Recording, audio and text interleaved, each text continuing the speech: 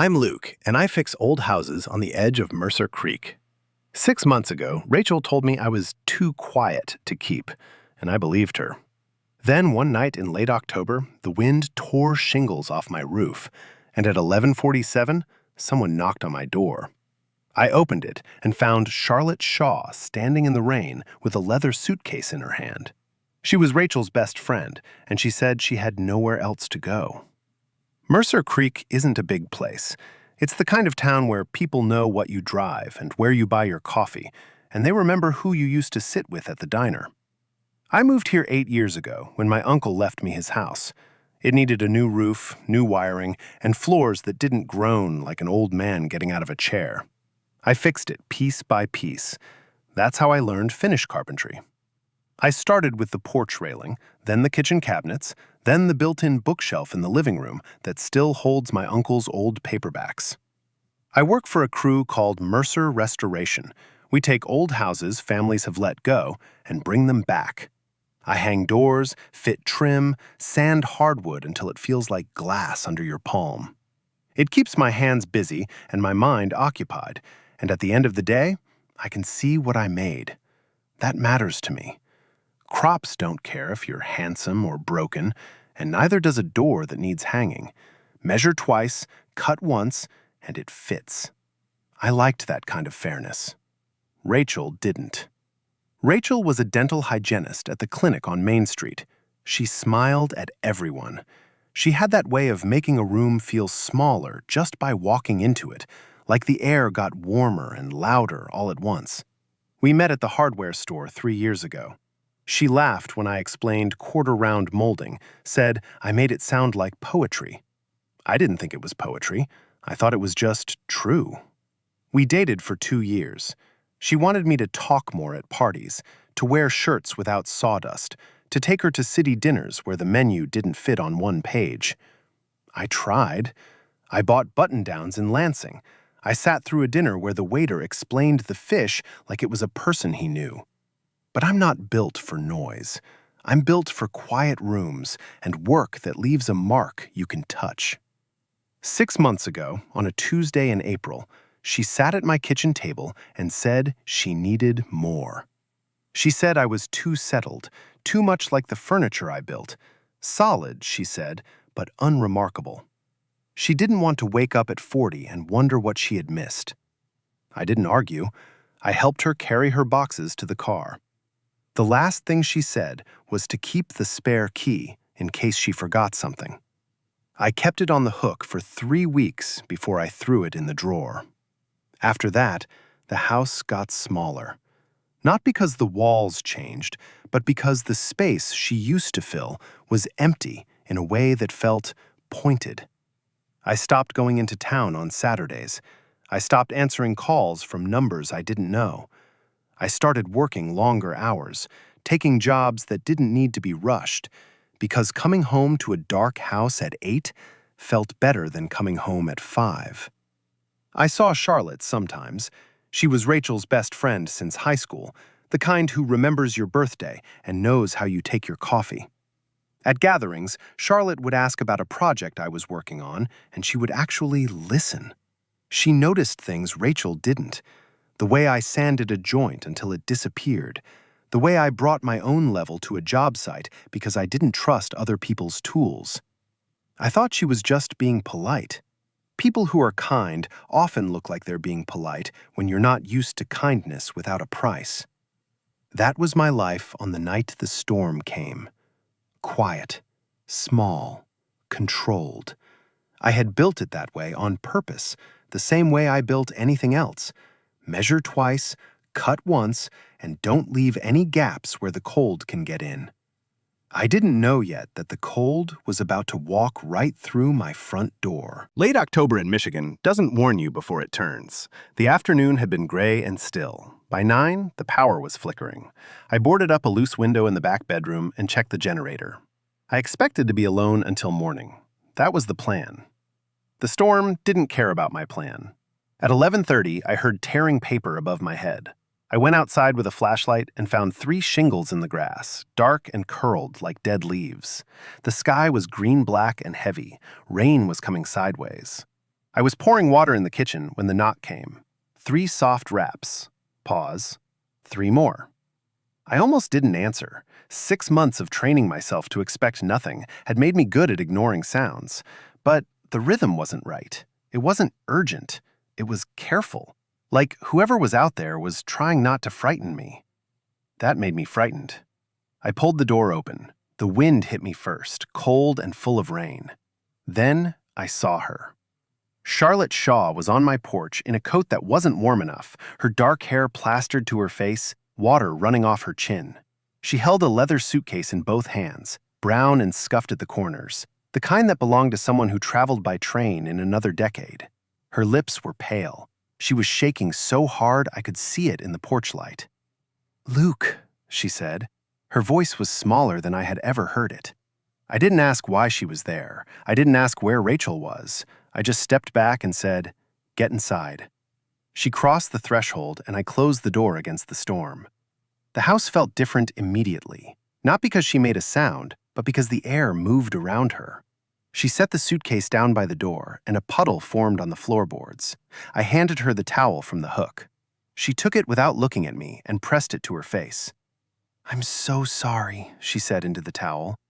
"What are you sorry for?" I asked. "For showing up like this." "You're here," I said. "That's what matters." She went very still, then nodded.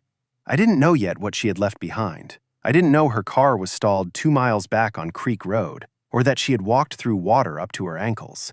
I just knew she was cold, and she was alone, and the storm was getting worse. That was enough to start with. I found her a flannel shirt I hadn't worn in 2 years, and a pair of sweatpants with a drawstring she could tighten. She took them into the bathroom, and I heard the water running while she warmed her hands. When she came out, the flannel hung past her hips, and the sleeves covered her hands. She had rolled the pants at the waist 3 times. She looked like a child wearing her father's clothes, except she wasn't a child, and I wasn't her father, and the fact that she was wearing my clothes in my house at midnight created a kind of intimacy I didn't have a name for. I made coffee. The lights flickered every few minutes like the house was blinking. We sat at the kitchen table, the same table where Rachel had told me I was too quiet to keep. Charlotte sat in the chair Rachel always sat in, and I tried not to notice. "How did you get here?" I asked. "My sister's place in Lansing. I was driving back." She wrapped both hands around the mug. I noticed the scar on her left palm, a pale line that cut across the lifeline. "My car stalled on Creek Road near the old mill. The lines are down." Creek Road floods in heavy rain. Everyone local knows it. "I walked," she said. "I saw your porch light." That meant 2 miles in the storm, wind and water and branches breaking overhead. I looked at her hands again. The knuckles were red. "You should have stayed in the car," I said. "I couldn't stay there. The water was rising." The power went out then. Not with a sound, just a click, and then the dark. I started the generator in the shed. It coughed twice and settled into a steady hum that made the kitchen lights glow amber and weak. When I came back, Charlotte hadn't moved. She was still holding the mug with both hands, staring at the table. "Do you want something to eat?" I asked. She shook her head. Then she looked up at me, and her eyes were wet in a way that had nothing to do with the rain. "Luke, I need to tell you something. About Rachel." I went very still. The generator hummed. The wind pressed against the windows. "Not just yet," I said. I don't know why I said it. Maybe I knew once she started, everything would change. Maybe I wanted 5 more minutes of not knowing. "Drink your coffee first and warm up." She looked surprised. Then she nodded and she drank. We talked about small things. She taught kindergarten at the school on Maple Street. She told me about a boy named Marcus who cried every morning for the first 3 weeks of September, then one day stopped and started helping the other kids find their cubbies. Then she talked about the vintage suitcase, how it had belonged to her grandmother, who carried it from Detroit to Chicago in 1962 when she left a man who drank too much. Charlotte had kept it because it reminded her that leaving was possible and that you could take what mattered with you. I showed her the bookshelf I had built into the wall between the living room and the hall. She ran her fingers along the joints, noticing the wood was walnut on the left and oak on the right, and asked why. I told her I had run out of walnut halfway through and used what I had instead of buying more. She liked it. The two woods together looked like they were having a conversation, she said. No one had ever looked at something I made that way. By 1 in the morning, the coffee was gone and the storm had settled into a steady rain that sounded less angry and more tired. Charlotte's hair had dried into dark waves that fell past her shoulders. She kept pushing them behind her ears, and they kept falling forward. I noticed the way she sat, not stiff like a guest, but relaxed in a way that made me think she had been holding tension for a long time and had only now started to let it go. She looked at the half-finished back room through the kitchen doorway. I had started painting it last summer and stopped when Rachel left. The drop cloth was still on the floor, dried paint on the edges like old scabs. "Why did you stop?" she asked. I looked at the drop cloth, then at her. "Some projects need a reason to finish," I said. She held my gaze longer than was comfortable. Then she looked down at her hands. "Luke," she said, "there's something you need to know about Rachel." This time, I didn't stop her. Charlotte set her mug down on the table. The sound of ceramic on wood was loud in the quiet house. 3 months before she left you, she said, Rachel started seeing someone else, a dentist from the clinic in Lansing. She told me about it over wine one night. She said it was just excitement, something different, and that she was going to end it before you found out. I sat very still. My hands were on the table, and I could feel the grain of the wood under my palms. "She didn't end it," Charlotte said. "She kept seeing him. She told me she was waiting for the right time to tell you. Then the right time never came, and she started saying things about you that weren't true. She said you didn't care about her goals. She said you were jealous of her friends. She said you made her feel small." None of that was true. I had never been jealous of her friends. I never made her feel small. I made her feel large, so large that I shrank myself to give her more room. "Why are you telling me this?" I asked. Charlotte's eyes were steady. "Because 3 weeks ago, she told me she was glad you were out of the way. She said you would have embarrassed her at the clinic's gala. She said you were too plain for that world, and that leaving you was the smartest thing she ever did." Something in my chest shifted. It didn't break, it shifted. Like a door in an old house that had been stuck for years and finally moved in its frame. "And what did you say?" I asked. I told her that plain isn't the same as worthless. I told her she was rewriting history to make herself feel better. She called me jealous. She called me disloyal. She said if I couldn't support her choices, I couldn't be in her life. Charlotte's voice didn't waver, but her hands did. She pressed them flat against the table to stop them. "I left her apartment that afternoon," she said. "I took my grandmother's suitcase and drove to my sister's place in Lansing. I thought I could stay there until I figured out what to do next. But my sister's husband came home early from a work trip, and he made it clear there wasn't room for me. So I packed the suitcase again and started driving back. I didn't have a plan. I just knew I couldn't go back to Rachel." She looked at me. The generator hummed behind her. "The storm caught me on Creek Road. I saw your porch light from the hill. I don't know why I came here instead of going to the motel on the highway. I just knew you would open the door. I knew you wouldn't ask questions I couldn't answer yet." I looked at her for a long time. I saw the woman who had watched her best friend lie to me for months and had carried the weight of that silence. I saw the woman who had chosen telling me the truth over keeping a friendship that had turned cruel. "You lost your best friend tonight," I said. "Yes, I did." "It was because of me." "No," she said, and her voice was firm for the first time. "It was because of her. Because I couldn't watch her hurt you and pretend it was love anymore." The storm outside had quieted to a steady drumming against the roof. The generator chugged on, filling the kitchen with a yellow light that felt like something from another time. I thought about Rachel's voice on the last day, how she had made leaving sound like my fault, how she had said I was too quiet, too settled, too plain. I had believed her because it was easier than believing she had simply stopped wanting me. Now I was sitting across from the one person who had seen it happen and had chosen to tell me the truth, even though it cost her everything. "I don't know what to do with this," I said. "You don't have to do anything with it tonight," Charlotte said. "You just have to know."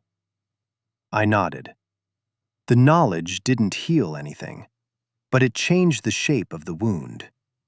For 6 months, I had thought I was discarded because I was broken. Now I understood I had been discarded because Rachel needed me to be broken so she could walk away without guilt. That was a different kind of pain, but it was a truer one. And now that the truth was sitting between us on that kitchen table, the only question left was what we were going to do with the rest of the night. The clock on the stove said 2:15. Neither of us had moved from the table. The coffee was cold, and the storm had faded to a soft, steady rain that sounded like someone whispering against the glass. Charlotte talked about her kindergarten class, the children who cried at drop-off and the ones who ran straight to the blocks without looking back. She said the brave ones and the scared ones were usually the same children on different days. Her job wasn't to make them brave, but to make them feel safe enough to be whatever they were. I told her about the farmhouse on Birch Lane where I found a child's height marks carved into a doorframe from 1987 to 1994, and how I saved the door and built it into a new frame so the marks wouldn't be lost. Another house, on Pine Street, had an old woman who cried when she saw her kitchen cabinets refinished because they looked like they had when her husband was alive.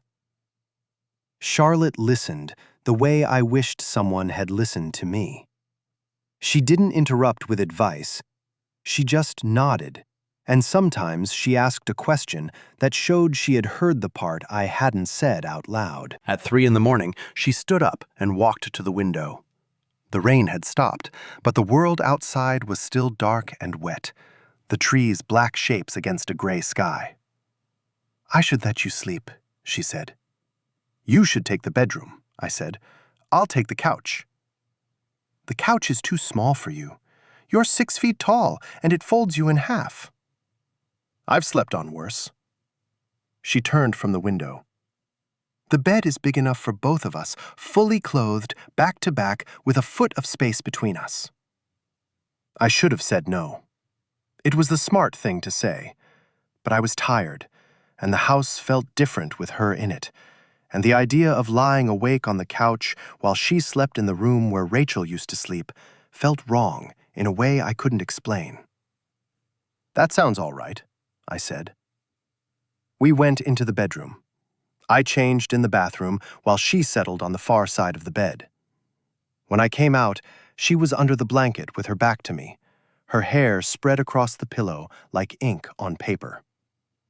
I climbed in on my side and lay on my back, staring at the ceiling.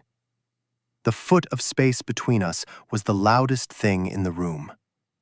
I could hear her breathing, slow and even, the breath of someone who had finally stopped running.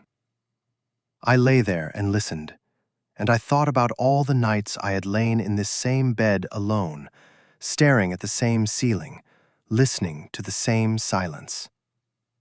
The silence had been a comfort once. Now it felt like an absence. I didn't touch her. She didn't turn toward me, but neither of us moved to increase the distance.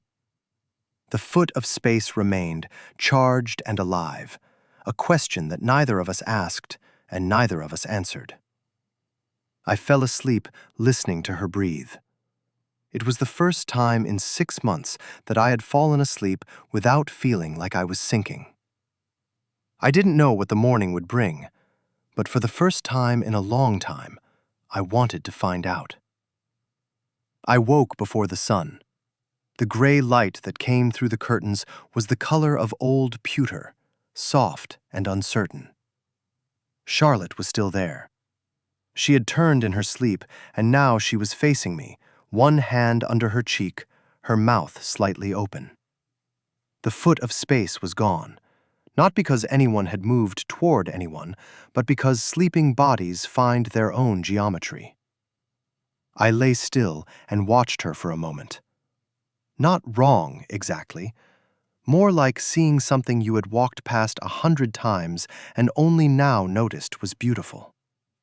The line of her collarbone above the flannel collar. The way her eyelashes cast shadows on her cheek. The small scar on her palm, visible now where her hand rested on the pillow. I got up quietly and went to the kitchen. I made eggs the way my uncle had taught me, low heat and patience.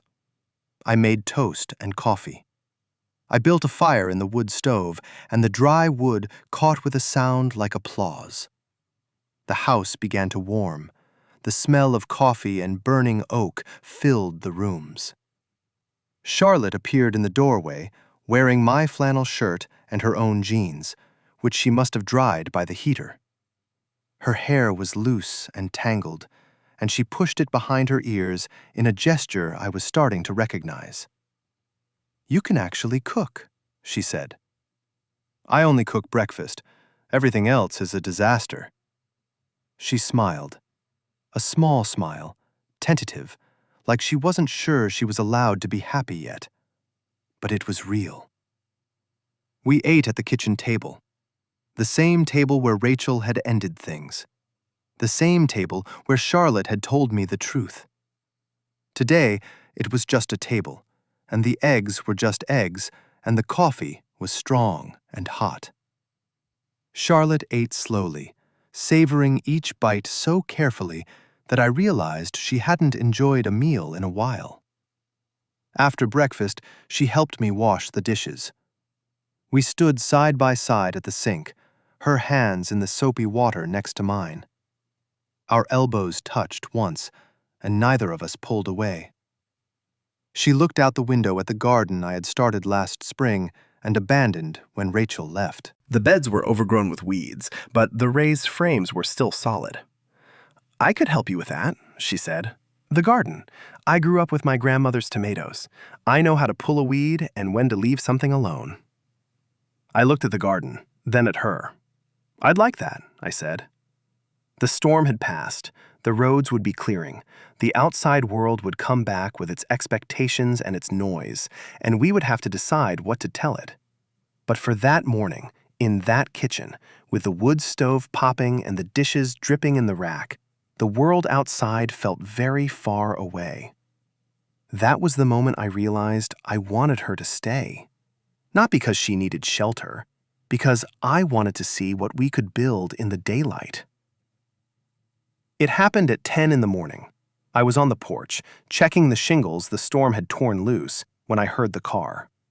I knew the sound before I saw it. Rachel's Honda Civic had a muffler that hummed a half note higher than other cars, a sound I had learned during 2 years of listening for her arrival. She pulled into the driveway without closing the door.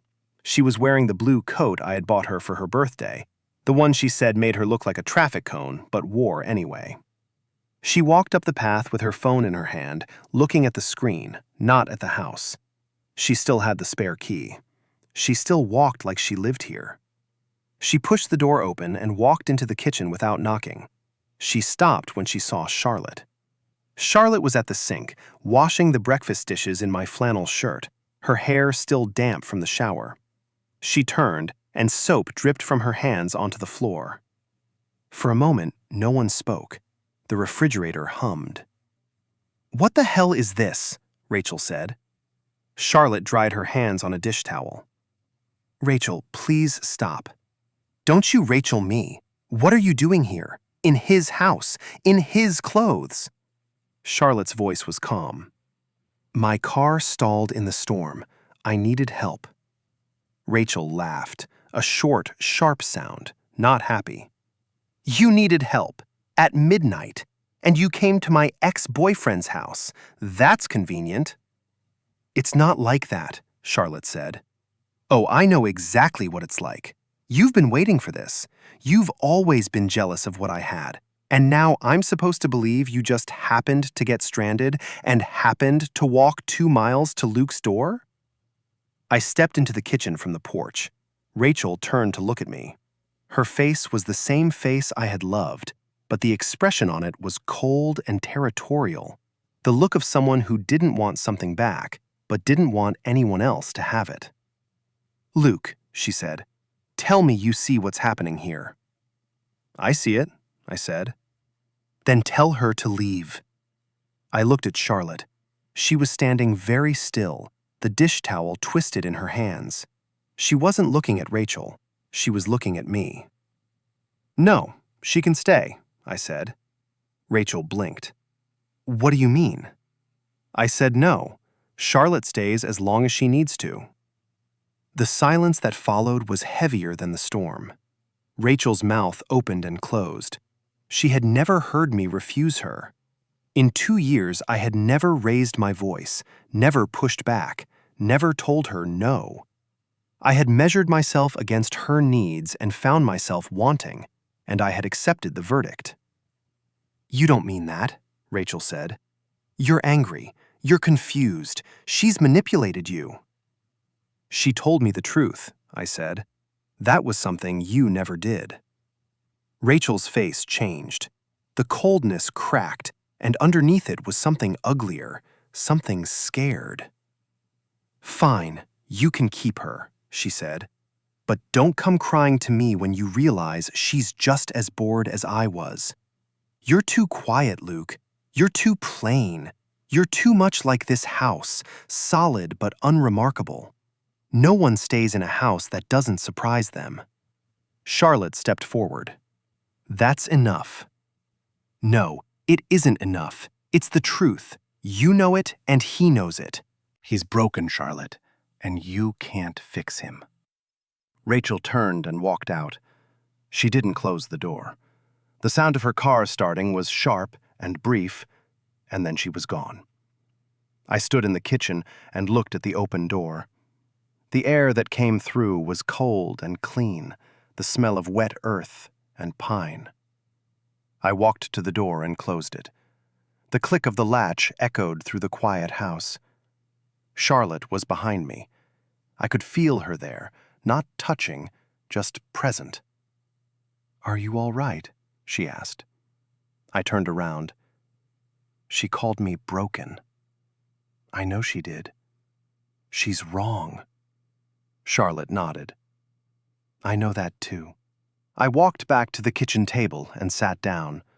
My hands were shaking, not from fear, from the unfamiliar feeling of having stood up, from the realization that the person who had made me feel small was, herself, very small. But standing up to Rachel was only half the battle. The other half was sitting across from Charlotte and figuring out if I was brave enough to want something again. Charlotte sat down across from me. She didn't reach for my hand. She didn't offer comfort I hadn't asked for. She just sat there, and her presence was enough.